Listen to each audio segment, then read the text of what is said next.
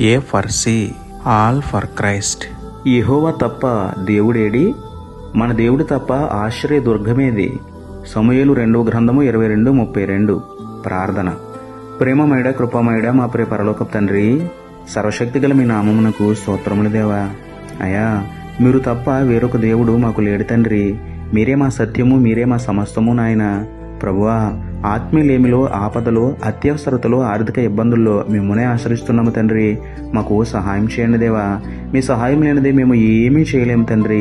మీరే మా సహాయకుడిగా ఉండి లోకాన్ని, లోకాశలను, శరీరాన్ని, సైతానును జయించి మీ దృష్టికి పరిశుద్ధంగా, ఇతరులకు ప్రయోజనకరంగా జీవిస్తూ మీ చిత్తాన్ని నెరవేరుస్తూ మిమ్మల్ని సంతోషపెట్టే ధన్యత ఇవ్వమని వేడుకుంటూ మా ఆశ్రయదుర్గమైన మీకే స్తుతులు చెల్లించుకుంటూ, నమ్ముట నీ వలననైతే నమ్మువానికి సమస్తమును సాధ్యమే అన్న విశ్వాసంతో యేసయ్య పరిశుద్ధ నామములో ప్రార్థించి పొందుకున్నాము పరమ తండ్రి.